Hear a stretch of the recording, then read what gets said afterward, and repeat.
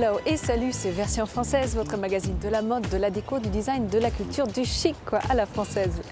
Et ceux qui en parlent le mieux, ce sont les étrangers, non, Nathalie?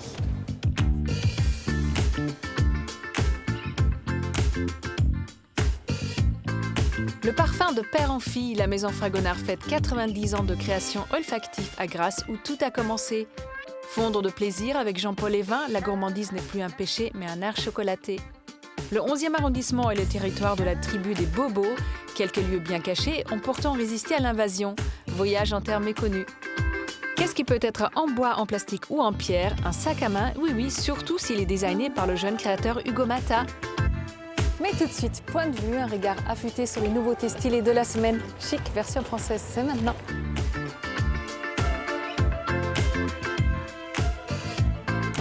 Les bols de Jean ne sont pas des bols, mais des petits pains venus tout droit de chez Eric Kaiser, le boulanger star, et remplis par le chef Jean Humbert de préparations délicieuses. Poulet sauce langoustine, blanquette, tomates variées et chèvres frais. Comme l'ami inutile est transformé en pudding distribué par une association, on peut dire que oui, vraiment tout est bon. Il est destiné à un public de 3 à 103 ans, mais ce sont surtout les plus jeunes qui se promènent dans ce mini-musée, qui sait leur parler de l'œuvre de Dali, Keith Haring ou Philippe Geluck sans les ennuyer.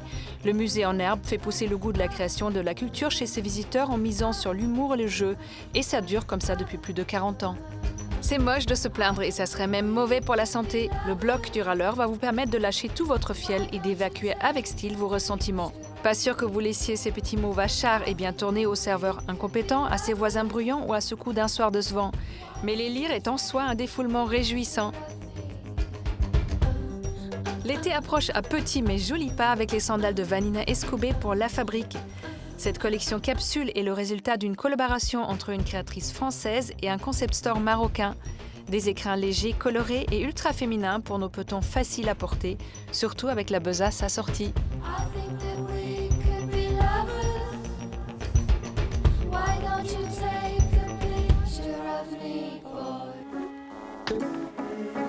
Quand Fragonard fête ses 90 ans, c'est comme une fête de famille. C'est à Grasse que tout a commencé il y a presque un siècle et c'est là que nous sommes retournés.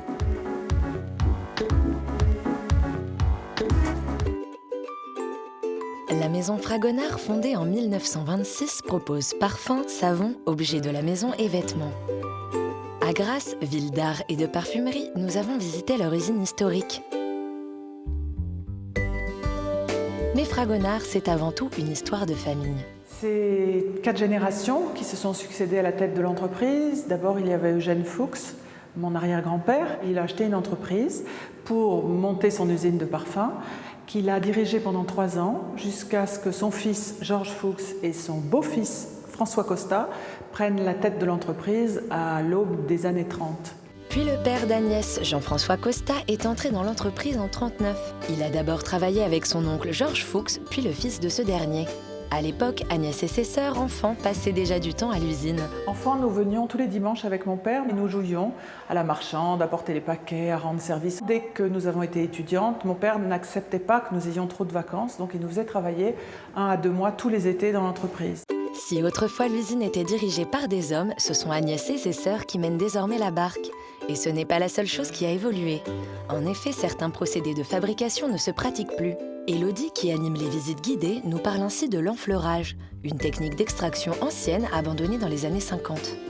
Sur cette plaque en verre, on étalait une fine couche de graisse de porc et de bœuf. Donc tous les jours, on enlevait les fleurs de la veille, on les remplaçait par des nouvelles. Quand la graisse avait bien bu, bien absorbé toute l'essence de la fleur, on enlevait cette graisse avec une cuillère en bois. Dans la batteuse, on lavait cette graisse avec de l'alcool.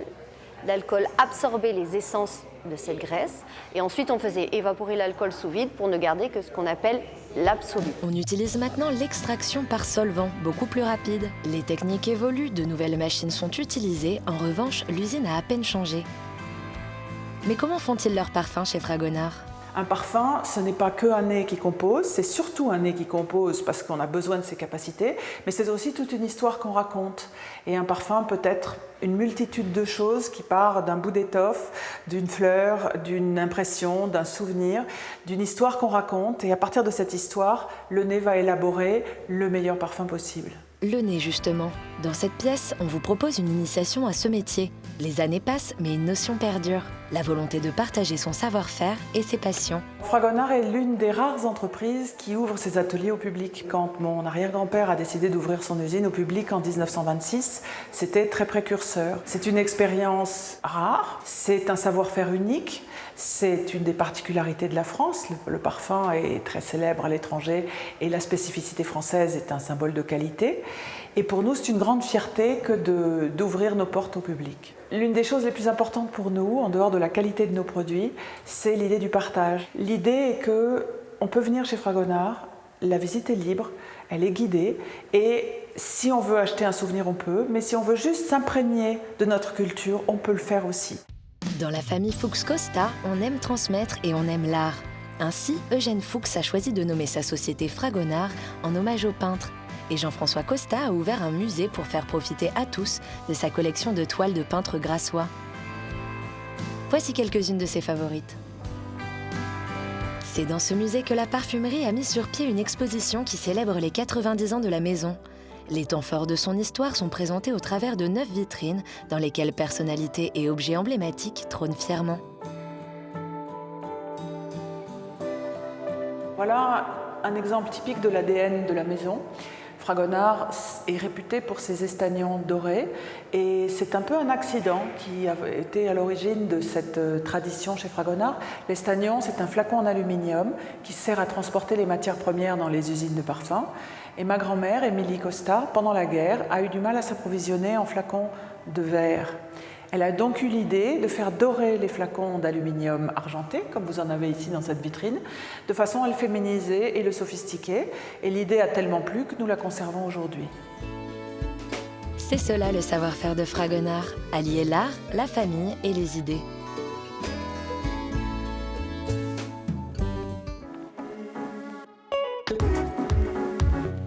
Aujourd'hui, tous les sens sont en éveil dans version française. Après l'odorat, le goût.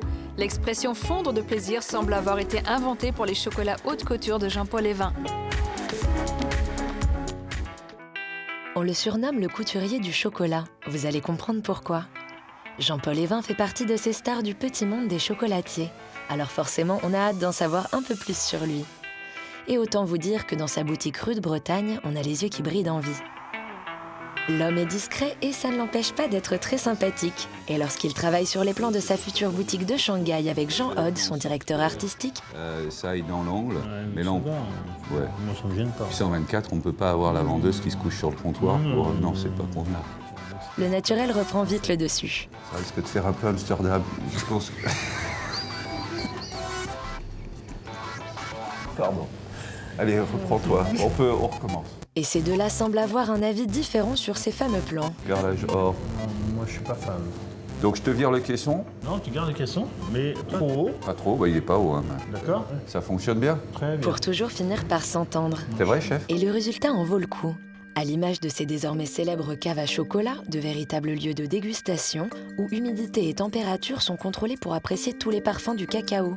Ou de son chocolate bar, où il propose de faire découvrir ses sélections de grands crus des 4 coins du monde. Des concepts qui lui ressemblent. Son talent, sublimer le chocolat. À l'heure du choix des matières premières au design des boutiques, rien n'est laissé au hasard. Le secret de la qualité, c'est d'abord le sourcing, la matière première. Ça, c'est indéniable. Ensuite, si vous n'avez pas le savoir-faire, si vous n'avez pas la structure aussi, parce qu'il faut que ce cacao, il est bon que s'il est frais. Donc il y a beaucoup de paramètres comme ça. C'est ça que je travaille. J'ai construit la maison autour de la valeur qui est le plaisir et le goût. Tout ça nous a donné très envie, alors on a suivi Jean-Paul dans son laboratoire en région parisienne. Et c'est en tenue de mauve qu'il nous accueille pour la petite visite guidée. Les crèmes, on les cuit ici. Les cuves dans lesquelles on va mettre le chocolat en morceaux, on va verser la crème dessus et ça va tourner tout doucement. Tout doucement. Faut pas s'énerver avec le chocolat. Hein. Et là, c'est coulé. Du chocolat, ils ne font que ça ici. S'il doit désormais produire beaucoup, Jean-Paul ne laisse rien passer sur la qualité. Les fabrications sont toujours faites par petites quantités, en respectant scrupuleusement les techniques de production mises au point par le chef d'après ses recettes. C'est le cas par exemple du coulage des ganaches, et c'est sportif. Il faut faire assez vite parce que la température du marbre est assez basse Et il ne faut pas que ce soit trop élevé parce que sinon ça ne cristalliserait pas, c'est-à-dire le chocolat ne durcirait pas assez vite et il se déstabilise. Et tout notre métier, tout notre travail, c'est toujours comme ça. Si on veut le faire à fond et parfaitement. Jean-Paul Évin tient à ce savoir-faire artisanal et c'est pour cela qu'il fait tout fabriquer ici. La qualité de la matière première est très importante et le savoir-faire est très important. Donc j'ai tout concentré ici. En ce qui me concerne, il y a une culture du chocolat en France et il y a un vrai savoir-faire français en ce qui concerne le chocolat. Ça, c'est indéniable. Et de la fabrication de la praline C'est bon. à l'emballage et la mise en boîte, Voilà, donc là on en met par exemple en boîte. il a l'œil partout. Bien sûr, je regarde tous les petits détails que personne ne voit. Sa devise pourrait être les vers de Nicolas Boileau, car son ouvrage, il le remet sur le métier tous les jours. Il teste et goûte de nouveaux assemblages en quête de la perfection à offrir à nos palais. Et si le sien est depuis longtemps affûté et que son surnom lui va si bien, c'est qu'il a beaucoup travaillé pour en arriver là. Heureusement, le chocolat et lui se sont bien trouvés. Et au fil du temps, après avoir fait travailler, rechercher, étudier, je me suis pris de passion pour ce métier et effectivement, c'est devenu une passion et heureusement parce que sans cela, avec le temps que j'y consacre, ce serait quand même assez difficile. C'est obligatoire. De toute façon, à mon avis, tout l'artisanat, ce sont des métiers passion. Alors le chocolat, c'est bon, c'est sûr. Mais un très bon chocolat, ça ressemble à quoi ? Je cherche à chaque fois dans un bonbon d'arriver à avoir une émotion. Et l'émotion, on arrive à l'obtenir avec l'aspect, le moment aussi, bien sûr, où on va déguster. Et puis ensuite, avec le goût, qui va être l'apothéose. Si ça me fait voilà, ça me donne une émotion, bon ben voilà, c'est tout. C'est que c'est réussi. C'est tout ce qui m'intéresse. Des bonbons de chocolat comme des bijoux de goût et de texture, on en raffole. L'orfèvre du chocolat Jean-Paul Évin n'a pas fini de travailler pour le bonheur de nos palais.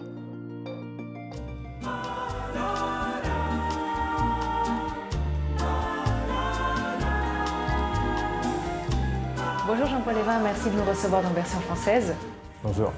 On vous appelle le couturier du chocolat, comment ça se fait? Peut-être par le fait que je travaille avec précision. Et puis en plus, je travaille avec Jean Hod, qui lui a travaillé beaucoup pour les maisons de couture. D'accord. Donc il y a un côté très mode, très parisien dans vos créations? Exactement. Vous avez commencé à être pâtissier avec Joël Robuchon à l'hôtel Nico à Paris. Et à un moment donné, vous vous êtes dit, je veux me concentrer uniquement sur le chocolat. Comment exactement ça s'est passé?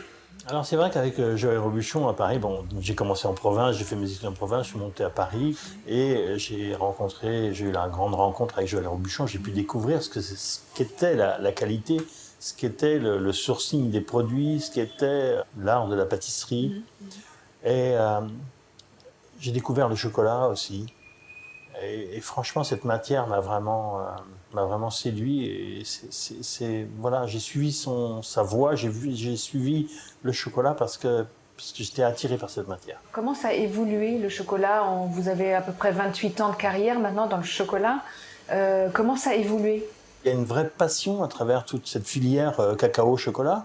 Moi, je vais souvent à la rencontre des planteurs et ça me permet, en tout cas à moi, d'essayer de travailler sur la fraîcheur. Et plus ils sont frais, plus ils sont joyeux, plus le plaisir et, comment dirais-je, les papilles sont heureuses d'avoir un produit frais.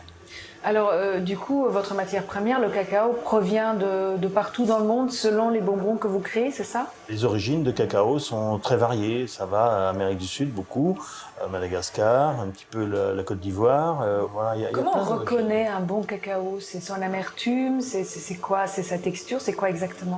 C'est d'abord y trouver du plaisir. Première dégustation, le plaisir. Donc ça, c'est la première règle. Ensuite, il ne faut pas qu'au palais, ça soit trop agressif. Il faut qu'il y ait une belle profondeur, une belle longueur en bouche, une belle intensité. Mais ça se ressent, tout le monde peut le ressentir. C'est qu'il faut tomber sur la bonne pépite, quoi. Alors Jean-Paul, vous avez introduit le chocolat en Asie en tant qu'ambassadeur de l'art de vivre français, du savoir-vivre français. Comment ça s'est passé? C'est une grande aventure. Oui, c'est une aventure assez surprenante parce que la rencontre avec Joël Robuchon, c'est quand même à l'hôtel Nico. L'hôtel Nico, c'était quand même l'hôtel asiatique. Ensuite, j'ai eu la rencontre avec la maison Pelletier, aussi Monsieur Pelletier, qui m'a emmené au pays du soleil levant. Et là, j'ai ouvert la boutique en Omotesando. En plus de cela, moi, j'ai fait beaucoup de karaté. On parlait que en japonais. Avant d'aller au Japon, je parlais déjà le japonais un petit peu, mais dans mes cours de karaté. Donc voilà, il y avait il y a une prédilection, il y a quelque chose qui m'emmène, qui de toute façon, voilà, je pouvais pas faire autrement. Le chocolat procure du bonheur. Pour moi, le chocolat procure du bonheur, oui. Vous commencez votre journée avec le chocolat tous les jours? Il y a des rituels? J'ai des rituels familiaux, c'est-à-dire que tous les dimanches, c'est évidemment chocolat chaud. Et sans le dire, c'est test de chocolat chaud, parce que c'est une nouvelle recette à chaque fois. Ah oui? Oui, oui, je ne le dis pas comme ça. Donc vous formez déjà la relève? Je forme la relève, oui. Et surtout, je teste la relève, pour savoir si la sensibilité au goût est là ou pas. Est-ce que vous avez des conseils à donner à tout un chacun sur la façon de déguster le chocolat, de le conserver, de l'aborder tout simplement? Le chocolat, c'est surtout un moment de plaisir. Donc, il faut bien choisir ce moment où la personne va le déguster. Et il faut essayer aussi d'avoir une certaine curiosité pour découvrir ce qui se passe dans les tablettes de chocolat, par exemple, parce que c'est le produit qui est le plus simple à déguster, qui est généralement le moins coûteux pour certaines maisons. Et donc, du coup, ça permet de comprendre un petit peu. Et puis, vous savez, moi, je suis toujours, quand je suis en vacances et que j'ai pas de dessert dans mon environnement, je prends toujours un morceau de pain, un petit peu de beurre et le carré de chocolat. Ça reste toujours, c'était à mon enfance et ça l'est encore. Merci beaucoup, Jean-Paul Évin. C'est moi.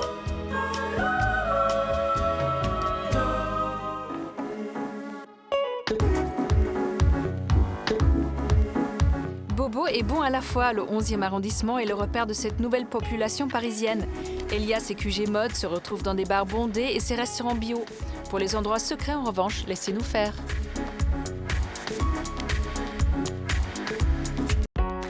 Repérage, c'est la rubrique de nos coups de cœur parisiens. Cette semaine encore, on a marché, couru, rampé, arpenté, cheminé, exploré pour vous faire découvrir quelques spots d'un arrondissement.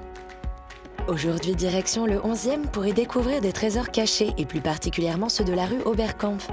Connue des Parisiens pour être un lieu de sortie nocturne, cette rue aux bars branchés renferme aussi de très jolis passages qu'il faut savoir dénicher. La balade commence ici, à la sortie du métro Ménilmontant. Sur la première partie de la rue se trouve l'un des plus beaux passages encore ouverts au public, la cité du Figuier. Et ses pavés en ont vu défiler du monde. Au XIXe siècle, cette cité était dédiée à l'artisanat et à la métallurgie. Dans les années 80, artistes et familles s'y installent, bien décidés à donner un nouvel élan à cette cité industrielle délabrée. Et si aujourd'hui les artistes ont pour la plupart laissé place à d'autres secteurs d'activité, les habitations qui bordent cette impasse verdoyante n'ont rien perdu de leur charme. Les massifs abondamment fleuris et les façades d'anciens ateliers aux couleurs vives donnent à cette cité un charme pittoresque qu'il ne faut louper sous aucun prétexte. Envie d'un musée à ciel ouvert? Notre prochaine destination devrait vous plaire. 2 fois par mois, l'association Le Mur propose à des artistes urbains d'investir un ancien panneau publicitaire situé au croisement de la rue Oberkampf et de la rue Saint-Maur. Le but? Sensibiliser les gens à une démarche artistique souvent mal connue, celle du street art. Depuis 2007, plus de 200 artistes de toutes nationalités ont été invités. Sergueï Radkevitch, l'artiste du jour, vient par exemple d'Ukraine et son truc à lui, c'est la peinture monumentale inspirée de l'iconographie religieuse. Et pour ceux qui se poseraient la question, sur ce mur, le street art est bien légal. C'est un espace légal puisqu'on rémunère les artistes grâce à une subvention de la mairie et du don des personnes qui soutiennent l'association. Parce que cet espace a été vraiment dédié à l'expression artistique avec l'enjeu justement de renouveler 24 fois par an la peinture. On garde l'essence de cet art qui est destiné à la destruction. Un art éphémère donc, comme ces œuvres originales et souvent très colorées, offertes aux passants qui ne restent jamais indifférents. L'avantage et la magie de faire des œuvres qui durent que 2 semaines, c'est qu'on va toujours avoir des personnes qui vont trouver ça bof et des personnes qui vont adorer. Donc ce qui est intéressant, c'est qu'effectivement ces œuvres, elles ont des durées de vie de 2 semaines. Et par conséquent, c'est un peu la prise en charge par les amateurs, les photographeurs, dans le sens où ils photographient des graphes qui vont donc archiver ces œuvres. Et sans leur effort, la mémoire serait courte, contrairement à un mur pérenne qui, lui, s'instaure pour plusieurs années. Et c'est aussi ça qui fait la magie de cette initiative artistique. Une jolie idée qui a fait des émules car on compte aujourd'hui une dizaine de murs partout en France. Chapeau bas à l'artiste et à cette belle initiative culturelle. Allez, on vous donne maintenant l'adresse parfaite pour vos soirées. De la rue, rien ne laisse présager ce qui vous attend en haut de cet escalier. Bienvenue au Perchoir, l'un des premiers rooftops de la capitale, né en 2013 de l'envie un peu folle de ces 4 associés qui ont trouvé leur inspiration du côté de notre île de beauté. En Corse, il y a des paillotes sur les plages. Et dans ces paillotes, on s'est rendu compte qu'il y avait toutes les générations, tout type de gens. C'était des endroits ouverts, sympathiques, assez simples, mais qualitatifs. Et le but, c'était c'est que tout le monde puisse venir, profiter de la vue du Perchoir qui est quand même assez unique. Et justement dans une ambiance décontractée et de faire en sorte que les Parisiens se sentent un peu en vacances. C'est vrai qu'on s'y croirait, la vue sur le Sacré-Cœur en plus. Si le Perchoir est connu pour sa terrasse végétalisée à la déco colorée, son bar est passé maître dans l'art de la mixologie, car ici, les cocktails sont tous des créations originales. L'autre surprise, ce sont les différents espaces qui composent le lieu. En descendant d'un étage se trouve un autre coin bar et surtout un restaurant arrangé comme un loft avec des meubles dépareillés et un goût exquis. C'est un restaurant de cuisine française, on propose de la bistronomie. Elle change 4 fois par an la carte, que des produits frais, du fait maison. Le but, c'est que ça ressemble à l'endroit, relativement simple, qualitatif et goûtu. Un endroit surprenant où vous pourrez donc passer toute une soirée de l'apéro au dîner en profitant de l'air des cimes parisiennes.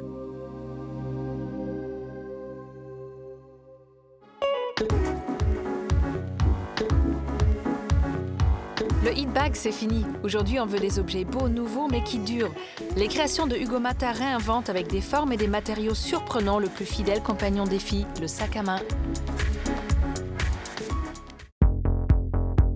Hugo Mata revient tout juste de New York. Entre 2 voyages, ce jeune créateur plein d'énergie et d'ambition a pu nous recevoir dans son bureau à 2 pas des Champs-Élysées. Après des études d'art appliqué, de design, de mode et une expérience à Shanghai, il lance sa marque en 2013 en proposant des sacs et pochettes qui sortent de l'ordinaire. Retour sur l'itinéraire fulgurant de ce jeune Aveyronais qui n'a pas peur de regarder dans le sac des filles. Je voulais vraiment faire un objet qui soit un objet de mode, mais un objet aussi en soi. Au départ destiné au prêt-à-porter, Hugo se passionne pour l'accessoire et lance un modèle unique de pochette rigide qu'il ne se lasse pas de revisiter.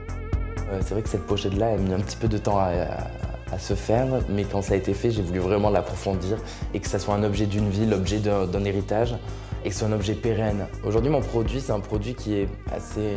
C'est toujours un petit peu le même, qui se répète, je le fais varier, mais l'idée, c'était vraiment de le réinterpréter avec des matières différentes. Car oui, la grande spécificité de son travail, c'est le choix des matières. À partir d'une forme, il explore les couleurs et les textures. Peau, cuir, bois, métaux, ivoire, alligator, pâte d'autruche, matières rares ou inattendues, tout y passe.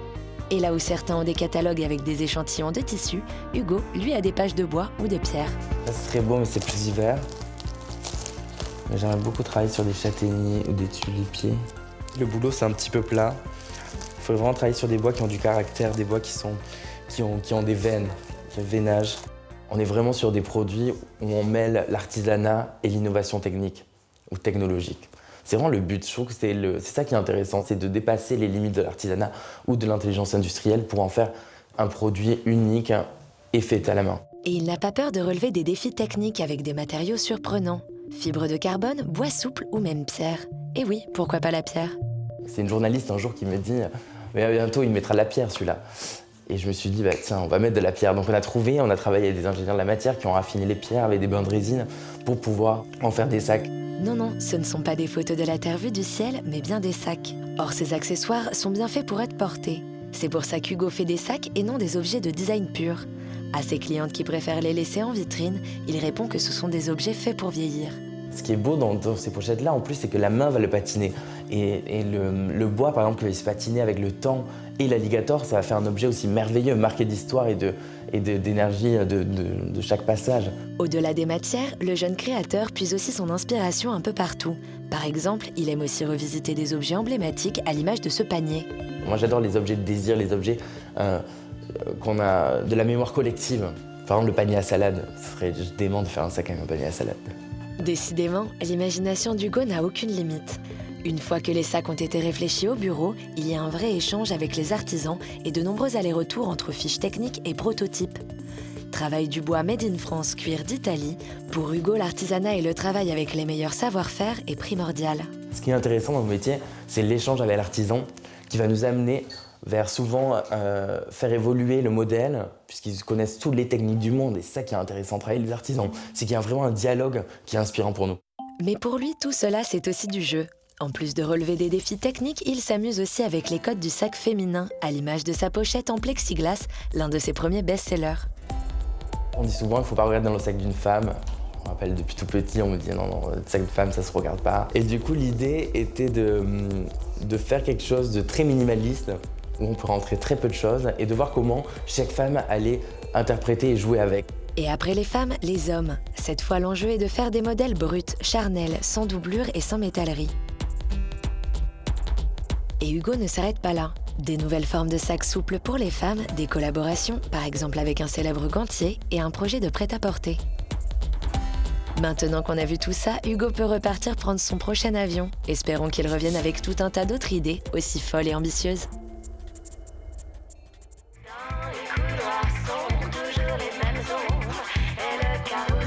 Version française est déjà finie, alors soyez chic toujours et retrouvez-nous la semaine prochaine. Bye!